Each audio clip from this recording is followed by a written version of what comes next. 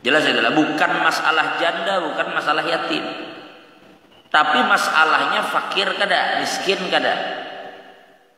Nah itu. Jadi jangan salah di dalam menetapkan status itu tadi.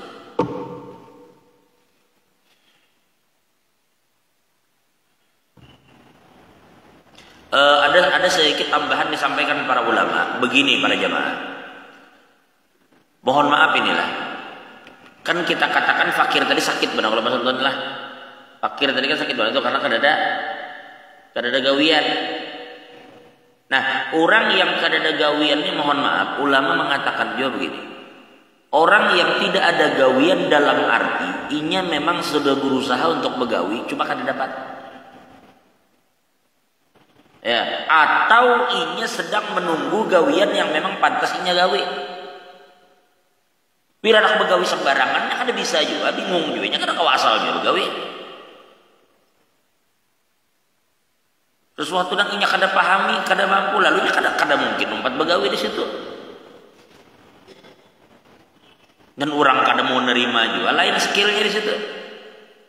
Bukan inya hendak berdiam, tapi memang antara inya belum dapat gawian gede, atau inya sedang menunggu gawian yang bisa inya masuki. Bukan yang berpangku tangan. Kenapa? Karena apabila ada orang inya itu miskin dengan sebab koler. Beda kan itulah. Ada orang miskin sebenarnya inya bisa menjadi orang yang mampu bila inya mau begawi.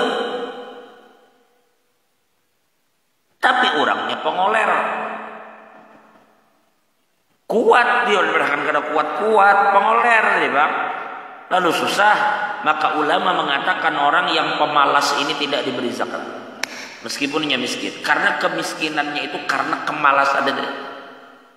Hanya dalam hadis dikatakan innama hadhihi sadaqah la tahillu li ghani wala li birratin sawi. Ini zakat ujar Nabi tidak boleh diberi kepada orang kaya dan kepada orang yang kuat untuk bekerja. Kuatnya. Jadi memang benar kita katakan pada dasarnya fakir miskin dari zakat, iya. Tapi fakir miskin karena inya nang teledor, karena inya nang malas, itu agama kadang memberikan ruang.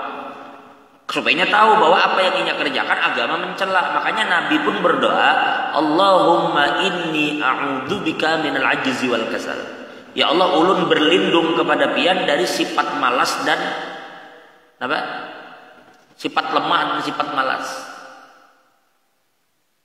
Jelas kira-kira adalah bahkan ada ulama mengatakan, dan memang seperti itu dikatakan dalam fikih, dalam kitab-kitab fikih, apabila ada orang itu miskin, nah, karena ia menghabiskan waktu beribadat saja. Padahal kalau si anak begawi bisa,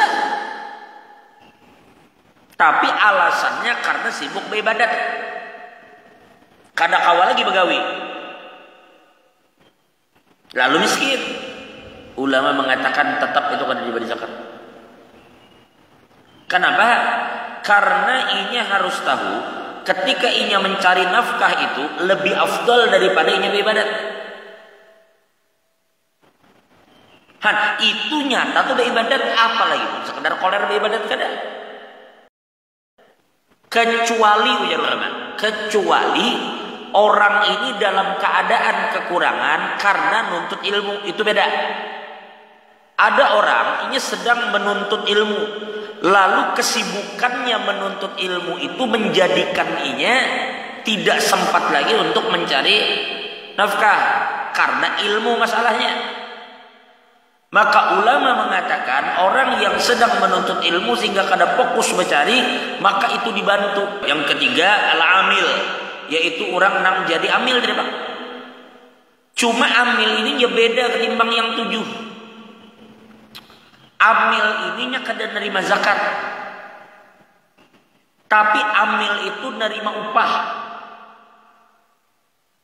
Ketika duit kita julung orang miskin, ini adalah zakat yang dijulung orang miskin. Tapi ketika ada amil yang begawi, ini bukan zakat untuk amil, tapi upah amil yang diambil dari zakat. Karena pemerintah yang menyuruh amil ini kadang menyiapkan gaji. Amil ini kan adalah orang man yasta'miluhul hakim li akhdhi zakawat. Orang yang digawikan oleh pemerintah untuk mengurusi zakat. Sebujurnya pian kada perlu di karpoteknya mendirikan badan amil. Ada urusan apa? Kada ada kepentingan apa-apa di karpotek di kita mau UPZ. Itu urusan pemerintah sebujurnya. Pemerintahlah yang bertanggung jawab untuk menariki zakat dari masyarakat. Mestinya. Nah, oleh pemerintah kemudian karena kesibukan pemerintah lalu ada badan kan yang memang ditunjuk untuk itu. Dalam hal ini misalnya Basnas. Lalu Basnas pun kena memiliki wakil-wakil di daerah-daerah yang paling rendahnya itu ada di setiap kecamatan. Makanya di KUA itu ada namanya UPZ, unit pengumpul zakat. Itu nama tanggung jawab kena. Tapi mampulah UPZ itu mengurusi berapa kelurahan yang banyak nih. Nyatanya kada mampu. Lalu ada kepanjangan tangannya di tiap kampung. Lalu salah satunya kawan-kawan di karpotek ini mengulah unit pengumpul zakat yang menjadi kepanjangan tangan dari pemerintah tadi. Jika pemerintah itu kada mampu menghandle semuanya. Kayak apa caranya kita menjadi kepanjangan tangan? Dengan dua cara. Yang pertama bisa kita yang diberi SK-nya atau kita yang memohon untuk mendapatkan SK itu. SK itu berapa tahun biasanya? 3 tahunan. 3 tahun atau 5 tahun atau berapa diberi. Tidak harus disebut semua strukturnya ada.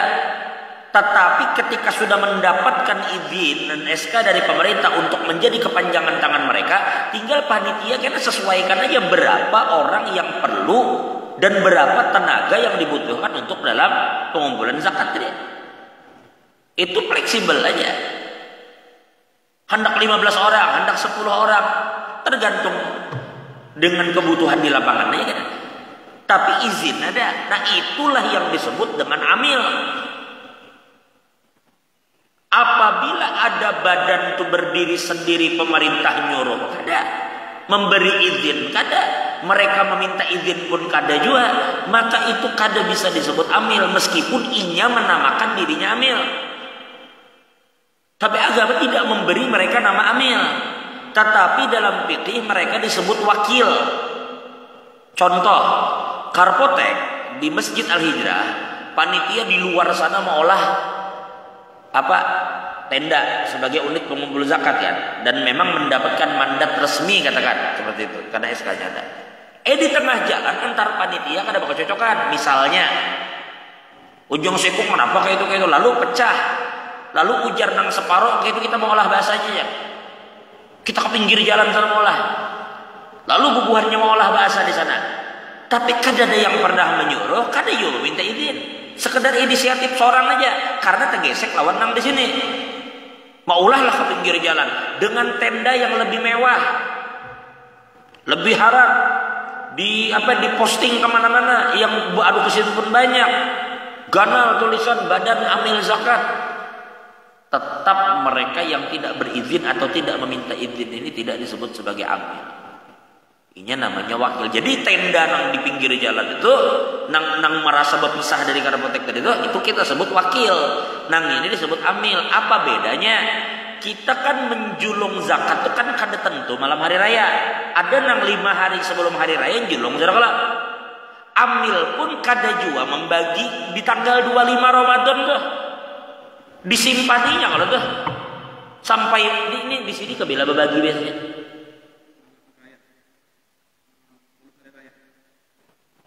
Malam hari rayanya, berarti terakhir pembagian itu di malam hari raya tuh. Ada bagian baik. Nah berarti kan kalau kita membayar bukanya sejak kapan? Seminggu sebelum. 10 hari sebelum. Nah kalau orang membayar di tanggal 23 Ramadan kan disimpan tuh barang. Kan kita ada gudang untuk menyimpan. Nah perbedaan pertama nanti, na'udzubillah min dzalik, mudah-mudahan selamat kita bertahan. Kalau terjadi musibah, apakah api, na'udzubillah min dzalik, apakah banjir besar yang itu merusak barang-barang zakat tadi. Artinya hanyut kah, artinya terbakar kah, naudzubillah min dzalik. Sebelum ini didistribusikan, maka ulama menyatakan orang yang telanjur, ini guru Aini menjulung ke al-hijrah. Maka yang dijulung guru Aini ke amil di sini itu ketika sampai di tangan amil dianggap sampai ke tangan mustahik yang 8 itu. Karena ini amil adalah perwakilannya mustahik untuk menerima dulu sebelum sampai ke mereka.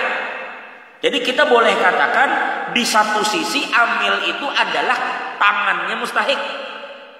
Mustahik itu maksudnya orang yang berhak menerima. Jadi amil itu tangan mereka. Ketika sampai ke amil seakan-akan sampai ke mereka. Jadi apabila itu barang sampai sudah ke amil, di pertengahan jalan kemudian terjadi bencana atau terjadi musibah, lalu barang tadi hancur, barang itu rusak, maka yang terjadi si guru Aini yang sudah terlanjur berzakat itu kada wajib mengulang. Kenapa? Karena sudah dianggap itu barang sampai. Jelas itu kira-kira lah.